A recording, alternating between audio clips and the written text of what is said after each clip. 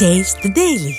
மயிலாடுதுறை மாவட்டம் நீடூரில் பட்டாக்கத்தியால் நடுரோட்டில் ஒருவர் வெட்டப்பட்டு உயிரிழந்ததில் உடலை வாங்க மறுத்து உறவினர்கள் சாலை மறியலில் ஈடுபட்டனர். இருசக்கர வாகனத்தில் வந்த மர்ம நபர் முகமது ஹாலிக் என்பவரை பட்டாக்கத்தியால் வெட்டியதில் சிகிச்சை பலனின்றி உயிரிழந்தார். இதைத் தொடர்ந்து முகமது ஹாலிக்கின் உறவினர்கள் மற்றும் நீடூர் ஜமாத்தார்கள் ஒன்றிணைந்து சாலை மறியலில் ஈடுபட்டனர். இதனால் மணல்மேடு உள்ளிட்ட ஊர்களுக்கான பேருந்து சேவை பாதிக்கப்பட்டது. ஸ்டாலின் மாடல் ஆட்சியில் மர்மமான முறையில் நடைபெறும் கொலை குற்றங்கள் அதிகரித்து வருவதாக பலரும் குற்றம் சாட்டுகின்றனர்.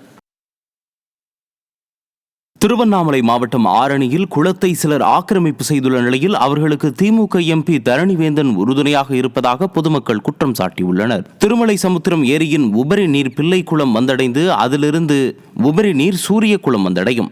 அப்பகுதி மக்களுக்கு நீர் ஆதாரமாக விளங்கும் சூரியகுளம் கடந்த 4 ஆண்டு காலமாக நீர்வரத்து இல்லாமல் காணப்படுகிறது.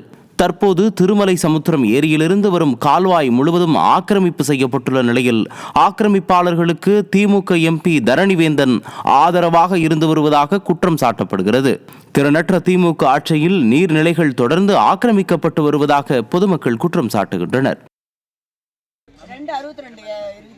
மொத்தமும் சுத்தி அவங்க தான் கட்டிக்கிறாங்க. அப்ப உங்களுக்கு அது முகமது சுடுகாடா தெரியல, அதுல வீடு கட்டும் போது நல்லா இருந்தது.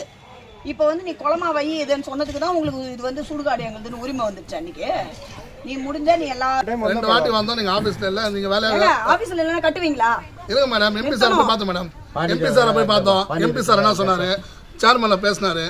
அங்க கூட பக்கத்துல இந்த சேர்மன்ல பேசிட்டு வேலை ஸ்டார்ட் பண்ணு சொன்னாரு. நான் பேசிக்கிறேன் மேடம்.